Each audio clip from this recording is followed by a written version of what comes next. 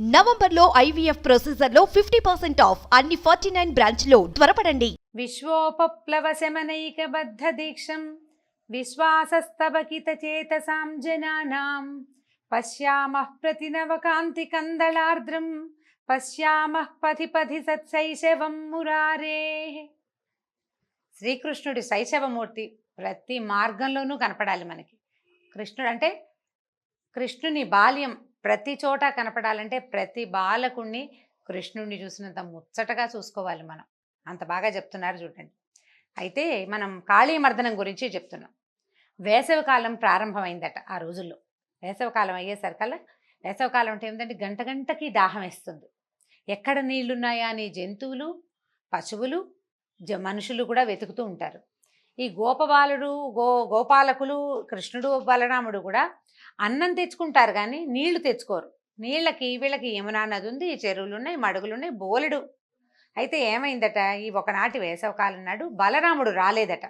కృష్ణమూర్తి ఒక్కడే మిత్రులతోటి గోవులను తోలుకుని బయలుదేరాడు. మధ్యాహ్నం అవుతుంటే గోపబాలు అసలు మధ్యాహ్నం దాకా ఆగలేకపోతారు. 9కో 10కో చద్దనం తిన్నారు, మజ్జిగానం తినేసరికి కొంచెం చల్లగా ఉంటుంది. తర్వాత ఇంకో గంటన్నర అయ్యేసరికి దాహం వేస్తుంది. వీళ్ళు ఏం చేశారు, ఈ గోపబాలుడు గోవులతో సహా ఈ మడుగుని సమీపించారు. ఏ మడుగులో అయితే కాళీయ సర్పం ఉందని చెప్పుకున్నామో దానికి దగ్గరగా వచ్చారు. వచ్చేసరికల్లా దాహం వేస్తోంది. వీళ్ళకి ఇది మంచిది కాదు అని చెప్పగలిగే పెద్దవాళ్ళు ఎవరు ఈ పిల్లల సమీపంలో లేరు. ఈ మడుగు మంచిది కాదని వీళ్ళకి తెలియదు అసలు. ఇంతలో ఏమైంది, ఈ పిల్లలు గబుక్కున ఈ నీళ్ళల్లోకి వెళ్ళిపోయారు. అంటే పరామర్శ లేదు, చుట్టుపక్కల ఏమిటి ఏది పచ్చదనం లేదు, నీళ్ళేమిటి ఒక రకంగా ఉన్నాయి, ఇక్కడ వాసన బాగుండలేదు, అలా అని తోచలేదన్నమాట. మన ప్రాంతమేనన్న దీంతో ఒక రకమైన తొందరపాటు, పిల్లలకి కొంత అజాగ్రత్త ఉంటుంది, తెలిసి తెలియనితనం. దాంతో నీళ్ళల్లో దిగేశారు.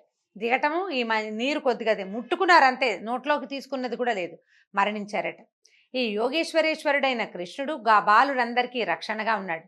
ఆయన ఏం చేశాడు, అమృతం వర్షించే తన చూపుతోటి పిల్లల్ని గోవుల్ని బతికించేశాడు. అంటే గొడ్లు కూడా దిగినాయి లోపలికి, కాస్త ఆవులు ఇవి కూడా దిగినాయి, బయటకు వచ్చేసారు. వాళ్ళు వెంటనే జీవించేసరికి వాళ్ళు మొదట తాము మరణిస్తున్నా ఏదో అయిపోతాం తమకని తెలిసింది. క్షణాల్లో తాము మామూలుగా అయిపోయి ఒకళ్ళనొకళ్ళు ముట్టుకు చూసుకున్నారు, ఏమిట్రా మనకేం కాలేదు అని. అప్పుడు ఏమనుకున్నాడంటే కృష్ణుడు ఎలా భావించాడు, ఈ మడుగుని పానయోగ్యంగా చేయాలి, ఈ నీళ్ళని. ఇలాంటి మడుగు, ఇట్లా గోవులు మనుషులు వచ్చే మధ్యలో ఇంత విషతుల్యమైన మడుగు ఎందుకు ఉండాలని భావించాడు ఆయన. ఏం చేశాడు, అటు ఇటు చూస్తే ఆ నీటి మీద వచ్చే ఈ వేడి విషపు గాలికి చెట్లన్నీ మాడిపోయినాయని చెప్పుకున్నాగా, ఏమీ పచ్చదనం లేదు. ఒక ఎత్తైన కడిమి చెట్టు మాత్రం పచ్చగా నిలిచి ఉందిట. ఒకే ఒక చెట్టు ఉంది అక్కడ. ఆ చెట్టు మీదట పూర్వం గరుత్మంతుడు ఆ చెట్టు మీద వాలేట. ఆ చెట్టు అందుకని ఆ చెట్టుకి సర్పాల విషం ఆ చెట్టుని ఏమీ చేయలేదు. గరుడమణి ఉన్న చోట గారుడమణి గురించి చెప్తుంటారు. గారుడమణి ఉంటే సర్పం దగ్గరికి రాదని, గారుడ విద్య ఉన్నవాడికి రాదని, సర్పాలని కంట్రోల్ చేస్తుందని. ఇట్లా గద్ద కనపడిందంటే పాములు పారిపోతాయని చెప్పుకుంటుంటాం మనం కూడా ఇప్పుడు. అయితే ఈ ఎత్తైన చెట్టు మాత్రం ఉంది. కడిమి చెట్టు అంటే బహుశా మన అమ్మవారికి పెట్టుకుంటాం పువ్వులు, కదంబ వృక్షం లాంటిది అని అనిపిస్తుందండి. ఖచ్చితంగా అవునో కాదో నాకు కూడా తెలీదు, కానీ ఈ రెండు ఒకటేనన్న భావన మాత్రం అనిపిస్తోంది మరి. అయితే ఈ పైకి ఎక్కిన చెట్టు పైకి ఎక్కాడు. పైదాకా ఎక్కిన తర్వాత ఏం చేశాడు, పైన వచ్చిన ఉత్తరీయం లాంటిది అది నడువుకి దట్టిలాగా గట్టిగా కట్టి చెట్టు ఎక్కాడు. ఎక్కిన తర్వాత బాగా ఎత్తుకెక్కి చూసుకున్నాడు అనమాట, కిందకి నీళ్ళలో పడతామా పడమా అని. సరిగ్గా చూసుకుని ఆ చెట్టు కాస్త ఇట్లా ముందుకెళ్ళింది. అక్కడి నుంచి చెంగుమని ఒక్క దూకి మడుగు మధ్యలోకి దూకేశాడట. ఈ ఒక పైనుంచి ఒక బరువైన ఇది పడేసరికల్లా ఏమైంది, నీళ్ళు ఇట్లా వివ్వెత్తున పైకి లేచింది. అంతే, మనం చూడండి ఒక రాయి ఏంగానే నీరు పైకి రాదు, వచ్చింది. కృష్ణుడు మడుగులో ఈదటం మొదలుపెట్టాడట. తన నివాసం మీద జరిగిన దాడి ఏదైనా అసలు గుమ్మం దాకా వస్తేనే గట్టు దిగి వచ్చిన వాళ్ళనే చంపేసే లక్షణం కలిగిన చోట ఎవరైనా తమంతట తాము చెట్టు మీద ఎక్కి తన మీద దూకటం అంటే చాలా పెద్ద ప్రయత్నం. ఆశ్చర్యపోయాడు ఇతను కాళీయుడు. సర్రమని వచ్చాడు. వచ్చిన తర్వాత ఏం చేశాడు, చూడబోతే తన మీద దాడికి ఎవరో పెద్దవాడు దూకంటే తీరా చూస్తే ఇంతే ఉన్నాడు పిల్లవాడు, 6-7 సంవత్సరాల చిన్నవాడు. చిట్టి పిల్లవాడు నా మీదకి దూకటం ఏమిటని అనిపించి ఏం చేశాడు, కృష్ణుడిని కదలనీయకుండా తోకతో చుట్టేసి దొరికిన చోటల్లా భయంకరమైన విషం చిముతూ కాటేసేసాడు అన్ని పడగలతోటి. ఈ పాము చుట్టల్లో చిక్కిన ఈ నీళ్ళల్లో పడ్డాడు, పైకి తేలాడు. కాళీయుడు వచ్చాడు, సర్పం చుట్టేసింది. ఈ చుట్టిన సర్పం మనకి ఎట్లా కనపడుతుంది, బయట నుంచి చూసే వాళ్ళకి ఈ లోపల పడినవాడు పైకి రాకపోయేసరికల్లా మళ్ళీ కనపడలేదు కదా, పాము చుట్టల్లో చిక్కుకుపోయాడు. పిల్లలంతా అరుపులు కేకలు పెట్టారు, కృష్ణ కృష్ణ అని అరిచారు. కొంతమంది దుఃఖంతో మూర్ఛపోయారు, అయిపోయాడు కృష్ణుడని. ఆవులు దూడలు పెద్ద పెద్ద అరుపులు మొదలుపెట్టినాయి. మోరలు పైకెత్తి అరుస్తాయి. భయంతో అరిచే అరుపు మామూలుగా ఆవు అంబా అంటుంది, పెద్దగా అరవదండి, పెద్ద శబ్దాలు చేయదు, అప్పుడప్పుడు అంటుంది, ఎంతసేపు అరవదు. అది భయంతో అరిచే అరుపు దూరంగా విన్నవాడికి తెలిసిపోతుంది భయపడుతున్నాయి అని. మొత్తం ఉన్న ఆవులు దూడలు అన్నీ మోరలెత్తి పెద్ద పెద్దగా అంబారవాలు చేసినాయట. చేసేసరికల్లా గోకులంలో ఉన్నట్టుండి తండ్రి తల్లులు అందరి తల్లులు తండ్రులు చాలామంది ఊళ్ళోనే ఉన్నారు కదా, ఏవో దుశ్శకునాలు కనిపించినాయట. ఈ బలరాముడు తోడు లేకుండా వెళ్ళిన కృష్ణుడు ఏదైనా ఆపదలో చిక్కుకున్నాడని అనుమానం వచ్చేసింది నందుడికి. వెంటనే కొంతమంది వాళ్ళని వెళ్ళి తీసుకుని ఆవులు వెళ్ళిన గుర్తుల్ని వెతుకుతూ, ఏ పక్కకి వెళ్ళాయి ఆవులు అని వెతుకుతూ వెళ్ళారట. వాటి కింద ఇప్పుడు వీళ్ళంతా కంగారు పడి కర్రలు కటార్లు తీసుకుని బయలుదేరేసరికల్లా ఆడవాళ్ళకి భయం వేయదు. ఆయన కంగారు పడుతున్నాడంటే ఏదో జరుగుతోందనమాట. ఊళ్ళో ఉన్న ఆడవాళ్ళు కూడా వీళ్ళు వెనకాల పరిగెత్తుకుంటూ వచ్చారట. అందరికీ ఆందోళన, భయము. బలరాముడికి ఏ భయం లేదు, ఆయనకి తెలుసు కృష్ణుడు ఏం చేస్తాడు, ఏం చేయగలడు, అసలు ఆయన ఎవరు అనేది స్పష్టంగా తెలిసినవాడు బలరాముడే. ఆయన నిశ్శబ్దం, ఏమీ మాట్లాడు. వాళ్ళంతా నడుస్తున్నారు, తను కూడా వచ్చాడనమాట. అయితే ఆందోళన చెందలేదు. ఎక్కడో ఈయన ఏదో చేస్తున్నాడు, ఏదో దుష్ట శిక్షణ జరుగుతోంది, అదే జరుగుతోంది, కంగారేం లేదనుకున్నాడు. పైకి ఏమి తేలకుండా బయలుదేరాడట. ఇతర బాలురి కాలి గుర్తుల మధ్య, గోవుల గిట్టల మధ్య పద్మము, అంకుశము, ధ్వజము చిహ్నాలు కలిగినటువంటి కృష్ణుడి పాదముద్రలు స్పష్టంగా కనపడ్డాయట. పాదాలు అంటే నేల మీద నడిస్తే పాదముద్రల్ని చూసి గుర్తుపట్టగలిగేంత అత్యద్భుతమైన చిహ్నాలు కలిగిన వాళ్ళు. పరతత్వ చిహ్నము భగవంతుడి పాదాల్లో ఉంటాయి. మనం వెంకటేశ్వర సుప్రభాతము ప్రపత్తి కనుక వింటే మనకు తెలుస్తుందండి. పాదాల్లో రేఖామయ ధ్వజ సుధా కలశాతపత్ర వజ్రాంకుశాంబురుహ కల్పక శంఖ చక్రై అని చెప్తారు. ఎట్లా ఉంటాయంటే అమృత కలశం కూడా ఉంటుంది పాదంలో. ఆ పాదం నేల మీద పడితే ఆ గుర్తు అట్లా కనపడుతుందట. వీళ్ళు అట్లా గుర్తుపట్టారు శ్రీకృష్ణుని పాదాలు. ఇప్పుడు పోతన్న గారు ఇంత వివరంగా రాశారేమోనని అనిపిస్తుంది, కానీ వ్యాస భాగవతంలో కూడా ఇది ఉన్నదండి. వ్యాసుల వారు కూడా చిన్నవాడి 6 సంవత్సరాల పసివాడి పాదరేఖలు గుర్తుపట్టదగినంత అత్యద్భుతమైన పాదరేఖలు అని చెప్తున్నారు. అది చూసి వీళ్ళు తెలుసుకున్నారు కృష్ణుడు నడిచాడు ఇక్కడని. ఆ కాళీయుడు మడుగు దాకా వెళ్ళిపోయినాయి అడుగులు. సరే అక్కడికి పరిగెత్తుకుంటూ వెళ్ళారు. అక్కడికి వెళ్ళేసరిగా తన శరీరంతో చుట్టేసి పడగలతో కప్పేసి కృష్ణుడిని ఎవరికీ కనపడివ్వకుండా చేసిన మహాసర్పం కాళీయుడు కనపడ్డాడు వీళ్ళకి ఆ మడుగులో. బిడ్డను రక్షిస్తాను, తల్లులు ఆగుతారా, అమ్మో నా పిల్లాడు ఇంకేముందని యశోదాదేవి పరిగెత్తిపోయింది. గోపస్త్రీలంతా పట్టుకున్నారు. ఈ నందుడు మరికొందరు బలిష్టమైన వాళ్ళు నీళ్ళలోకి దిగబోతే అందరూ పెద్దవాళ్ళు వద్దురా నాయన నాయన వద్దురా అంటున్నారు, నువ్వు రాజువు నువ్వు దిక్కకూడదు. బలరాముడు ఏం భయం లేదు, ఆగండి ఆగండి అని అందరినీ ఆపాడు. అందరూ ఏడుస్తున్నారు, స్త్రీలు పురుషులు పిల్లలు అందరూ ఏడిపోయి కృష్ణుడు ఏదో అయిపోతున్నాడు, ఇంకేముంది కృష్ణ అని కేకలే ఆకాశం దాకా వినపడేటట్టుగా కృష్ణుడి కోసం కేకలు పెడుతున్నారు. ఇంతలో ఈ కాళీయుడట కృష్ణుడిని ఒక ముహూర్త కాలం అంటే 48 నిమిషాల పాటు తన చుట్టలతో నలిపేశాడట. ఈ పాము చుట్టేసి 48 మినిట్స్ అట. ముహూర్త కాలం అంటే 48 నిమిషాలు. కృష్ణుడు అశక్తుడిలాగా భరించాడు ఆ నలుపుడంతా. ఆ పాము చుట్టలకి దొరికిపోయి అట్లా అశక్తుడిగా ఉండిపోయాడు. ఇప్పుడు ఏమైంది, గోకులంలో వీళ్ళ ఏడుపులు అవి వినిపిస్తున్నాయి. వాళ్ళు ఇంకా భయపడిపోతున్నారు, మడుగుల్లోకి దిగేస్తారనిపించింది ఆయనకి.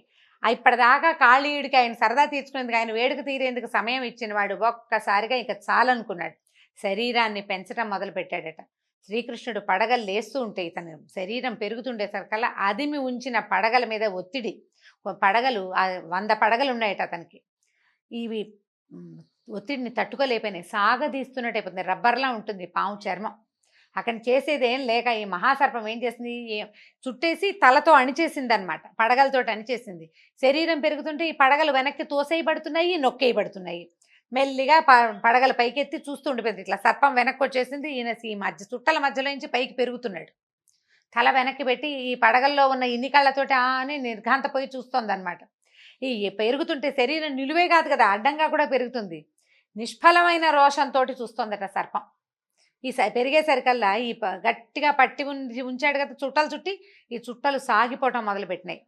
ఇప్పుడు బిగుద్దాం అనుకున్నాడు, బిగిస్తే ఇంకా సాగిపోతుంది. ఇక చేసేది ఏం లేక వదిలిపెట్టేశాడు. కృష్ణుడు వదిలేశాడు. ఈ పట్టు నుంచి విడవబడ్డ కృష్ణుడు గట్టు మీదకి ఎక్కే ప్రయత్నం చేయలేదు. చేయకుండా ఏం చేశాడు, దాంతో ఆడ్డం మొదలుపెట్టాడు. ఆ సర్పంతో వేగంగా దాని చుట్టూతా ఈదుతున్నట్టు. ఈ సర్పం కూడా తన చుట్టూతా ఈదే వాడి మీద కాటు వేయటానికి పడగలు విసురుతూనే ఉంది. పాము కూడా ఊరుకోదు, ఆ గుణం లేదనమాట. 100 కాదండి 101 పడగలు ఉన్నాయట కాళీయుడికి. ఈ 101 పడగల్ని తిప్పుతోంది, అటు తిప్పి ఇటు తిప్పి. ఎప్పుడు అవకాశం వస్తే ఏ పడగతో కుదిరితే ఆ పడగతో కాటేద్దామని ప్రయత్నం చేస్తోంది.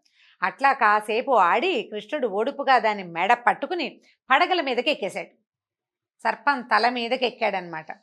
ఈ సర్పపు పాము తాలూకు పడగల మీదకి నిలబడేసరికి పద్మాలు ఎర్రగా ఉంటాయి అరిపాదాలు. ఆ ఎర్రటి స్వామివారి పాదాలు పడగల మీద ఉన్న మణుల స్పర్శతోటి పద్మాల్లాగా మెరవడం మొదలుపెట్టాడు.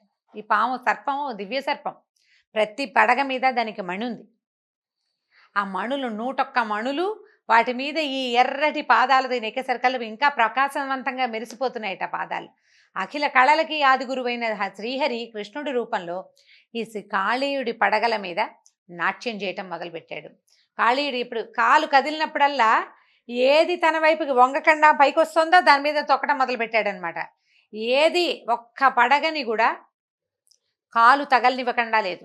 ఆ పాము ఊరుకోవటల్లా ఇతను పక్క కదిలినప్పుడల్లా పడగెత్తుతోంది కొట్టడానికి, కాటేయటానికి. ఆ లేపిన ప్రతి తలని తొక్కి చిత్త కొట్టేశాడట. తల అంతా చివరికి ఏమైందంటే గొడుగులాగా ఇట్లా అని నిలబడే పడగని దించేసేట. మెత్తగా అయిపోయింది, శరీరం శిథిలమైపోయింది. పాము పడగ నిలబడేలాగా లేదు, తొక్కిడికి లోనైపోయాడు విపరీతంగా.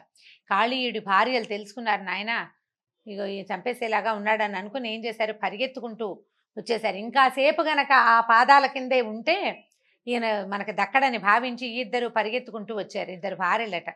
ఇతన్ని ప్రతిభిక్ష పెట్టు నాయన, మా భర్తని వదిలిపెట్టేసేయమని ప్రార్థించారు. మనం కాళీయ మర్దనం పిక్చర్ చూస్తుంటాం చూడండి, ఫోటో చూస్తే మనకు కనిపిస్తుంది. దాని మీద నుంచున్నాడు, తోకని పట్టుకున్నాడు. ఇది తోకతోటి కూడా దాడి చేయగలదు. ఆ తోక పట్టుకుంటే ఏమవుతుందంటే కదలలేదనమాట, ఇంకా సర్పం కదలకుండా చేసాడు. అక్కడి నుంచి ఈ 2 సర్పాలు వచ్చి బతిమలాడినాయి. నువ్వు దుష్టుల్ని శిక్షించడానికి వచ్చిన జగన్నాథుడు అని మాకు తెలిసింది. దయామయుడివి నువ్వు ద్వేషంతో పగతో కోపంతో ఎవరి మీదకి వెళ్ళవు. ఎవరైతే సన్మార్గుల్ని ఇబ్బంది పెడతారో వాళ్ళ జోలికే వెళ్తావు, కానీ లేనివాడిని నువ్వేమీ చేయవని మాకు తెలిసిపోయింది. నువ్వు ఇప్పుడు మమ్మల్ని ఇంత శిక్షించినా, మా భర్తని ఇట్లా తలలు చితకొట్టేసినా సరే ఇది మా మీద నువ్వు చూపించిన అనుగ్రహమేనని భావిస్తాను తండ్రి. ఎన్నో జన్మల పుణ్యం చేస్తే కానీ నిన్ను ముట్టుకోలేరు. నీ పాదధూళిని శిరస్సు మీద ధరించే అవకాశం మాకు దొరికింది. ఈ పాదధూళి కోరేవాళ్ళు, నీ పాదధూళి కోసం వచ్చేవాడు భూలోకం అంతా రాసిస్తానన్నా వాడికి అక్కర్ల నీ పాదధూళే కావాలి. అలాంటి పాదధూళిని మా భర్తకి అనుగ్రహించావు నాయన. అతని పాపాలు నశించినాయి, ప్రాణాలు కోల్పోయేలాగా ఉన్నాడు. మాకు భర్తే ప్రాణం, స్త్రీలకి భర్తే కదా ప్రాణం, కాబట్టి మాకు ప్రతిపక్ష పెట్టు అని బతిమలాడుకున్నారు. బతిమలాడేసరికల్లా వాళ్ళ ప్రార్థనలను మన్నించి కృష్ణుడు అతన్ని విడిచిపెట్టాడు. స్వామి దయ వల్ల అతని గాయాలన్నీ, తలంతా చితికిపోయింది కదా, అవన్నీ మానిపోయినాయట. పూర్తి శక్తి వచ్చింది. తన ప్రవర్తనకి సిగ్గుపడుతూ చేతులు జోడించి విన్నవించాడు, మమ్మల్ని క్షమించు, మేము పుట్టుకతోటి దుష్టులము, తమోగుణ ప్రధానం, మాకు కోపము పగ 2 ఎక్కువే. నువ్వు కొడుతున్నా, నువ్వు చిత కొడుతున్నా అయినా కాటేయటానికే ప్రయత్నం చేశాను. ఇవేవి మేము కోరి తెచ్చుకునేవి కావు కదా. ఏ వ్యక్తి తన ఎంత చక్కటి పాయింటో చూడండి. ఏ వ్యక్తులు తమ దుర్గుణాలని తమతో తెచ్చుకోరు. ఏ జీవి ఏ లక్షణాలతో పుట్టాలో వేటితో జీవించాలో నిర్ణయించే జగన్నియామకుడివి నువ్వే. అంటే సర్పాలకి పగ భగవంతుడే పెట్టాడు. ఇది మానవుల ఎందుకు కుదరదండి. నాకు ఈ లక్షణం ఉంది, నేను భగవంతుడు నాకు పెట్టాడు అని అనడానికి వీల్లేదు. భగవంతుడిని మానవులు అని ఎందుకు చెప్పారంటే మానవత్వంతో ఉండమని మానవులను సృష్టించాడు. మనం రకరకాల లక్షణాలు తెచ్చుకుని ఇదంతా దేవుడే మాకు పెట్టాడని అనడానికి వీల్లేదు. సర్పానికి ఉంది ఆ అవకాశం. ఎందుకంటే దానికి పగపట్టే గుణం, కాటేసే గుణం, తన జోలికి వస్తే వదిలిపెట్టని లక్షణం, మర్చిపోకుండా వెంబడబడ్డం, ఆ గుణం అంతా భగవంతుడిచ్చింది. నువ్వే పెట్టావు నాయన. నువ్వు ఏ శిక్ష విధించాలనుకున్నా నువ్వు నా మీద చూపించిన అనుగ్రహంగానే భావిస్తాను, నన్ను క్షమించమని అన్నాడు. అప్పుడు కృష్ణుడు ఏమన్నాడంటే, కాళీయ, నువ్వు గరుత్మంతుడికి భయపడి ఈ మడుగులో దాక్కున్నావని నాకు తెలుసు. ఇప్పుడు నా పాద చిహ్నాలు నీ పడగల మీద ఉన్నాయి. గరుడు నిన్ను ఏమీ అనడు. కాబట్టి నీ పరివారంతో సహా నువ్వు ఈ మడుగును వదిలిపెట్టేసి నువ్వు రమణక ద్వీపానికి వెళ్ళిపో. రమణక ద్వీపం అని ఆ ద్వీపమే సర్పాలకి ఆలవాలన్నమాట, వాటి నివాస స్థానం అదే. ఈ కాళీయుడు అక్కడి నుంచి పారిపోయి ఇక్కడికి వచ్చాడు. రమణక ద్వీపానికి వెళ్ళిపో, నీ తల మీద ఇవి ఉన్నాయి కాబట్టి నిన్ను గరుడు ఏమీ చెయ్యడు అని చెప్పాడు. చెప్పిన తర్వాత ఈ కాళీయుడు అతని భార్యలు కృష్ణుని పూజించి ప్రదక్షిణ నమస్కారాలు చేసి బయలుదేరి రమణక ద్వీపానికి వెళ్ళిపోయారు. శ్రీకృష్ణుని పాదస్పర్శ వల్ల అందులో ఉన్న విషం, మడుగులో ఉన్న విషం అంతా విరిగిపోయిందట అని శుకులు ఈ కాళీమర్దన వృత్తాంతాన్ని చెప్పారు. అయితే ఇప్పుడు ఈయన అడుగుతున్నాడు అన్నమాట పరీక్షిత్తు, ఋషులు సర్పాలకి నివాస స్థానం ఏది? రమణక ద్వీపం. కాళీయుడు అది వదిలిపెట్టి ఇక్కడికి ఎందుకు వచ్చాడు, పైగా గరుడుకి భయపడి దాక్కున్నాడు. అప్పుడు గరుడు అంత కోపం వీడి మీద ఎందుకు ఆయనకి? మిగిలిన ఏ సర్పాలకి లేని భయం ఇతనికి ఎందుకుంది? ఏం అపచారం చేశాడు కాళీయుడు? ఈ మడుగులో దాక్కున్నంత మాత్రాన, ఇప్పుడు పోనీ ఎక్కడో దాక్కున్నాడంటే ఒక రకం, ఒక చెరువులో దాక్కుంటే గరుత్మంతుడు ఎందుకు వదిలిపెట్టాడు ఇతన్ని అని అడిగేసరికల్లా ఇప్పుడు చెప్తున్నాడు. ఎంతో చక్కగా చెప్పారనమాట. వినత, కద్రువ, కశ్యపుడి భార్యలు మనకు తెలిసిందే. వినత కుమారుడు గరుడు, అతన్ని వైనతేయుడు అంటారు. కద్రువ కుమారులన్నీ సర్పాలు, వాటన్ని కాద్రవేయులు అంటారు. అయితే ఈ రమణక ద్వీపంలో ఉన్న వీళ్ళకి ఏంటంటే సర్పాలని గరుడుకి ఆహారంగా నిర్ణయించారు. అది జగద్విదితమే ఆ సంగతి. ఈ రమణక ద్వీపంలో ఉన్న సర్పాలని గరుడు స్వేచ్ఛగా భక్షించేవాడు. నాగులకి భయం పట్టుకుంటా, ఇలా వదిలేస్తే ఈయన అందరినీ తినేస్తాడు, మన జాతే మిగలదని వాసుకి మొదలైన వాళ్ళు, ఆదిశేషువు వాసుకి సర్పాలలో ఆద్యులు కదా, వాళ్ళు ఏం చేశారంటే గరుడుతోటి ఒక ఒప్పందం చేయించారు. వాసుకే చేసుకున్నాడు. ఆదిశేషువు ఎప్పుడూ మనకి విష్ణుమూర్తితోటే ఉన్నాడు. ఆయన ఇంకా తన జాతి వాళ్ళతోటి కలిసిన దాఖలాలు కనపడవు మనకి ఎప్పుడు. వాసుకి మాత్రం తమ సర్పజాతితోటి రాజుగా ఉన్నాడనమాట. ఒక ఒప్పందం ఏం చేశారంటే, సర్పాలు ప్రతి నెల, అంటే ఈ మానవులు ఏం చేసేవాళ్ళు, తమకి సర్పాలు తమనేమి చేయకుండా ఉండటం కోసం ఆహారాన్ని సమర్పించేవారు. తమ వంతు ఆహారాన్ని ప్రతి నెల అమావాస్య నాడు ఎవరు ఏమీ తినకుండా ఒక చెట్టు కింద ఉంచుతాము, దాన్ని స్వీకరించి నువ్వు ఒక సర్పాలని మాత్రం వదిలిపెట్టేసి, ఇట్లా ఎంతసేపు ఎప్పుడు కనబడితే అప్పుడు చంపేయొద్దని బతిమలాడుకున్నారు. సరే, ఒప్పుకున్నారు. అయితే ప్రతి నెల అమావాస్య నాడు కదా ఆహారాన్ని సమర్పించేది. ఈ కాళీయుడికి కూడా ఆ ఛాన్స్, ఆ వంతు వచ్చిందనమాట. అయితే ఈ వంతు ఏంటంటే కాళీయుడు అసాధారణ విషశక్తి సంపన్నుడు. 101 పడగలున్నాయి. అతని విషశక్తి సామాన్యమైంది కాదట. అంటే ఇది ఒక ప్రత్యేకమైన సర్పం అనమాట. దాంతో అతను ఏంటంటే దూరంగా ఉన్న జీవులనేమో విషం చిమ్మి చంపగలడు, దగ్గరగా వచ్చిన వాళ్ళని కాటందుకుంటాడు. అతని విషం బారిన పడితే బతకడం అసాధ్యం ఏ ప్రాణైనా సరే. దాంతో విషగర్వంతో వెర్రవీగుతున్నటువంటి కాళీయుడు గరుడుని లెక్క చేయకుండా ఆయనకి ఇవ్వాల్సిన ఆహారాన్ని తనే భుజించేశాడు, తినేశాడు. ఒప్పందం ప్రకారం చేయాలి కదా, గర్వం ఏం చేస్తాడో చూద్దామనేసరికల్లా సరే ఈ కాళీయుడు చేసిన పని గరుత్మంతుడికి తెలిసిపోయింది. ఆయన ఏం చేశాడు, కోపంతో మండిపడుతూ ఈ మహాసర్పం ఉంటున్నటువంటి చెట్టు దగ్గరకు వచ్చాడు. కాళీయుడు భయపడలా, భయం ఏం లేదు. ఎందుకంటే నా విషయం ఇంత గొప్పది, నేను చాలా గ్రేట్ అన్న భావంతో ఉన్నాడు కదా. ఉవ్వెత్తున ఈ 100 పడగలతోటి లేచి ఈ గరుత్మంతుడిని కాటేసరికల్లా ఈ గరుత్మంతుడిని ఆ విషయం ఏమీ చేయలేదు. ఇలాంటి 100 పాములు కాటేసినా ఆయనకి అయ్యేదేం లేదు. తనకి ఇవ్వాల్సిన ఆహారం తనకి ఇవ్వకుండా, అంటే చేసుకున్న ఒప్పందాన్ని గౌరవించకుండా పొగరుతోటి తన మీదకే దాడి దిగిన ఈ సర్పాన్ని ఏం చేశాడంటే ఎడమ రెక్క చాచి కొట్టాడట. అసలు బంగారు కాంతులతో మెరిసిపోతూ ఉంటుందట ఆయన రెక్కలు, బంగారపు రెక్కలు. కొట్టేసరికల్లా ఈ సర్పం కాస్త దానికి ఏమైపోయిందంటే ఎక్కడికక్కడ శరీరంలో సందులన్నీ ఊడిపోయినాయి అనమాట. అంటే అన్ని కీళ్లు విరిగినంత పని అయింది. ఆ దెబ్బ తట్టుకోవడం చాలా కష్టం.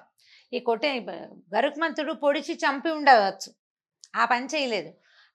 చంపనని ముందే ఈ నాగులకి మాట ఇచ్చున్నాడు కదా, కోపం వచ్చింది ఆయనకి. ప్రశ్నిద్దామని వచ్చాడు. ఈ ప్రశ్నిద్దామని వస్తే అవతలవాడు ప్రశ్నకి సమాధానానికి అవకాశం ఇవ్వకుండా దాడికి దిగినప్పుడు ఏం చేయాలి, అందుకని కొట్టాడు. ఈ కొట్టిన దెబ్బకి ఏమైంది, పడ్డాడు, చాలా ఒళ్ళంతా చితికిపోయింది, ఎక్కడికక్కడ కీళ్ళు వాళ్ళు ఊడిపోయినట్టు అయిపోయినాయి. ఏం చేశాడు, సరసరా పాకుతూ ఈ యమునా నదీ తీరంలో ఉన్న మడుగులోకి ప్రవేశించాడు. అయితే ఈ యమునా నదీ తీరంలో మడుగుంటే గరుడుకి ఏం కష్టమండి, ఆయన ఎక్కడికైనా వెళ్ళగలడు. కానీ ఈ మడుగులోకి ప్రవేశార్హత లేదట గరుత్మంతుడికి. అందుచేత ఆయన వదిలిపెట్టేశాడు. దాంతో కాళీయుడు ఇక్కడే ఉండిపోయాడు. అయితే ఈ మడుగులోకి గరుత్మంతుడు ఎందుకు వెళ్ళలేకపోయాడు, ఎట్లా కాళీయుడు ఇక్కడ రక్షణ పొందాడు, వచ్చే కథలో విందామండి. అయితే ఈ కాళీయ మర్దన గాథని వినేవాళ్ళు, చదివేవాళ్ళు, చెప్పించుకుని వినేవాళ్ళకి కూడా విషభయం ఉండదని, విషం తాలూకు ప్రమాదాలకి లోనుగారని వ్యాసల వారే స్వయంగా సెలవిచ్చారు. దీంతో భాగవత కథాసుధ ఈరోజు భాగం సమాప్తం. మళ్ళీ కలుసుకుందాం. నమస్కారం.